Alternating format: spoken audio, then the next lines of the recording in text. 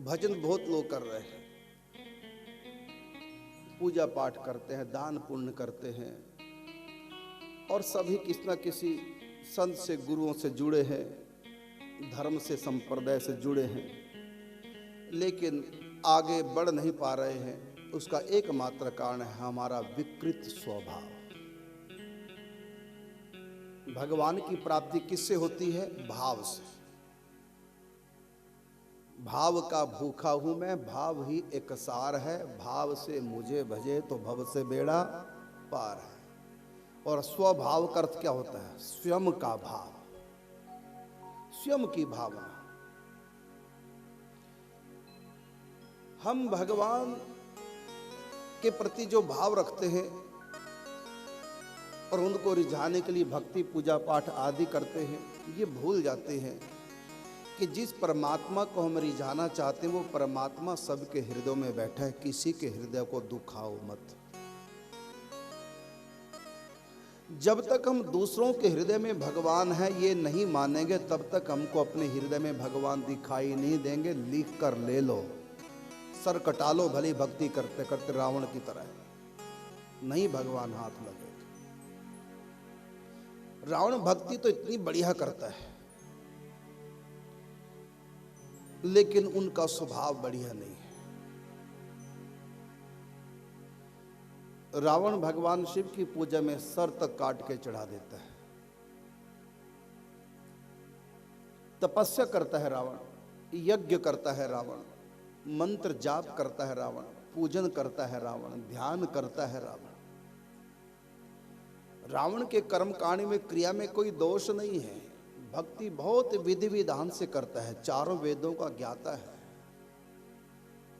लेकिन भगवान को रिझा नहीं पाया। ना शिव को, ना भगवान शिव को संतुष्ट कर सका, ना ब्रह्मा जी को, ना भगवान राम को, ना किसी संत को। यहां तक कि अपनों को भी संतुष्ट नहीं कर सका। उनके ऊपर पत्नी भी प्रसन्न नहीं है।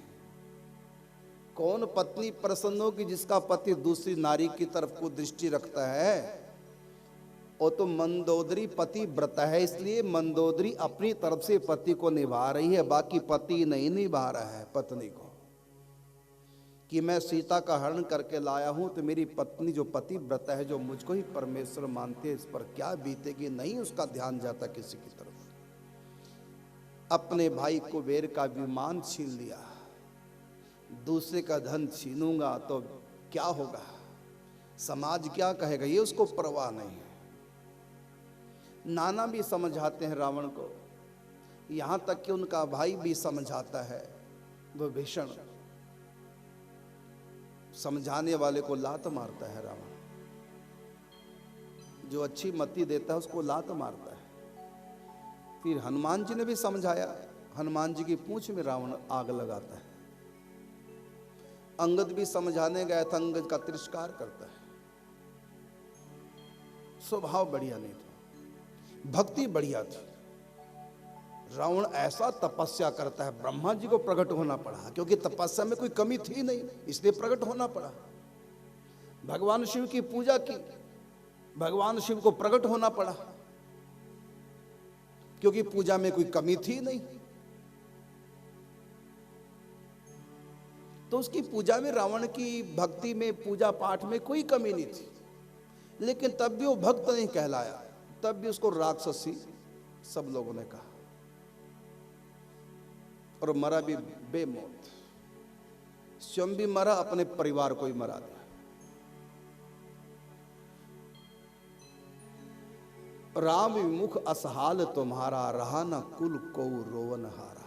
विभीषण जैसा भाई, उसको भी लात मार दी। स्वभाव बढ़िया नहीं था, इसलिए बेचारे की भक्ति फलित नहीं हुई।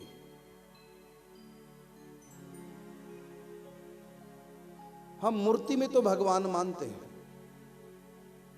लेकिन इंसानों में, जीवों में भगवान नहीं मानते। जबकि भगवान ने कहा, मैं सबके भीतर ईश्वर सर्वभूतानां हृदय सर्जुन तिष्ठति, मैं सबके हृदयों में बैठा हूं।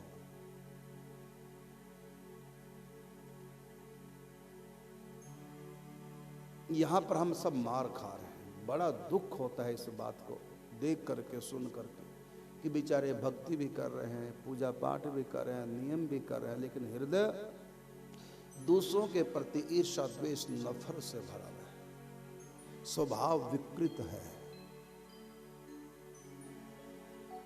हम भजन पूजा पाठ करके भी हम परमार्थिक जिंदगी नहीं जी पा रहे, धर्म पूर्वक जिंदगी नहीं जी पा रहे। हमने सोच लिया बस भक्ति करो भगवान मिल जाएंगे, हो जाएगा कल्याण। तपस्या तो हिरण्यकश्यप भी कम नहीं करता, उसकी तपस्या पे ब्रह्मा जी को रीझना पड़ा, आना पड़ा, लेकिन तब भी भगवान का प्यार नहीं पा पाया, भगवान की मार पड़ी उसको, क्योंकि स्वभाव बढ़िया नहीं। और हमारे स्वभाव में सबसे बड़ा दोष यही है, हम दूसरे को अपने अनुसार चलाना चाहते हैं, दूसरा हमारे अनुसार चले। क्या पत्नी, क्या पति, क्या माँ, तो क्या बाप, क्या बेटा, क्या भाई, सब हम, क्या गुरु, वो भी हमारे अनुसार चले। ये दुनिया भगवान के अनुसार नहीं चल पाई, तुम्हारे अनुसार कैसे चलेगी? भगवान ने गीता सुनाई, क्या लोग सब समझ गए गीता को? क्या मान ली भगवान की बात? गीता सब पढ़ते हैं, कोई व्यक्ति ऐसा होगा जिसने गीता नहीं पढ़ी, लेकिन क्या मान ली भगवान की बात? तो आज तक भगवान सबसे अपनी बात नहीं मनवा पाए, और तुम दिन रात इसी में है कि मेरी बात मानी जाए, मेरी चले, मेरे अनुसार लोग बोले, मेरे अनुसार करें, मेरे अनुसार सोचे। जो मेरे अनुसार चलेगा वो मेरा है, जो मेरे अनुसार नहीं चलेगा वो मेरा दुश्मन है, चाहे बेटा भी क्यों ना हो। प्रहलाद बेटे से दुश्मनी ठान ली, चाहे वो भाई क्यों ना हो, विभीषण, रावण ने भाई से दुश्मनी ठान ली।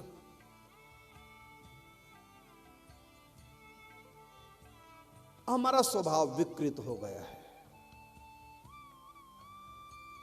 स्वभाव में सहन शक्ति होनी चाहिए। सबसे बढ़िया स्वभाव तो यह है, निज प्रभु मैं देखहि जगत कही सन करहूं विरोध। सबके भीतर तो मेरा मालिक बैठा हुआ है, जिसको रिझाना हो तो सबके भीतर बैठा हुआ है। अब तुम मंदिर के अंदर ठाकुर जी की पूजा तो करो, लेकिन मंदिर को तोड़ो, मंदिर पे पेशाब करो और पूजा करो ठाकुर जी की। ठाकुर जी की पूजा करो और मंदिर में गंदगी डाल दो, तो बोलो ठाकुर जी की पूजा जो है वो फलित हो जाएगी। वहीं पूजा करो, वहीं बाथरूम कर दो और कहो भगवान के ऊपर थोड़ी किया, हमने तो मंदिर में किया है, भगवान के ऊपर थोड़ी किया है। अरे मंदिर भी तो उसी का है, तो ये सब मंदिर उसी के तो हैं जो बैठे हुए हैं, और सबके भीतर स्वयं बैठा हुआ है। अहम सर्वेषु भूतेषु भूतात्मो वस्थितो सदा तम अवज्ञा व मामर्त्या कुर्त्यर्चा विडम्बना। भागवत जी 30 स्कंद। कपिल भगवान कहते हैं कि मूर्ति में मेरी पूजा करते हो, मूर्ति में मुझको मान करके भोग लगाते हो, मूर्ति के आगे हाथ जोड़ते हो, मूर्ति के आगे शीश झुकाते हो, और बाकी सब जगह अकड़ते हो। भूल जाते हो कि मैं जितना मूर्ति में हूं उतना मैं सबके अंदर हूं। समोहम सर्वभूतेषु, मैं सबके भीतर। सर्वस्य च अहम हृदय सन्निविष्टो, मैं सर्वत्र हूं। हरि व्यापक सर्वत्र समाना, मैं सबके भीतर हूं, बराबर हूं। ये नहीं कहीं कम हूं कहीं ज्यादा हूं। ऐसा नहीं कि भक्तों में मैं ज्यादा हूं और जो ठगता है उनमें मैं कम हूं, नहीं, सब जगह हूं। जब तक इस सच्चाई को स्वीकार नहीं करोगे तब तक तुम्हारा स्वभाव बढ़िया हो ही नहीं सकता। दो बातें माननी पड़ेंगी। एक तो सबके भीतर भगवान है, किसी के हृदय को मत दुखाओ, किसी का बुरा ना बोलो, ना सोचो, ना करो। और दूसरी बात, जो भी मुझको सुख दुख मिल रहे हैं किसी के भी माध्यम से, वो मेरे कर्म का फल है। किस ना किसी जन्म में मैंने कोई ऐसा कर्म किया था जो आज इन लोगों के माध्यम से मुझको सुख या दुख मिल रहा है। ये दो बातें, दो परम सच्चाइयां जब तक नहीं जानोगे, बुरा नहीं मानना, कितना भी भक्ति पूजा पाठ कर लो, पापी ही रहोगे। रावण की तरह भक्ति करके भी पापी रहोगे, तपस्या करके भी पाप आत्मा कहलाओगे।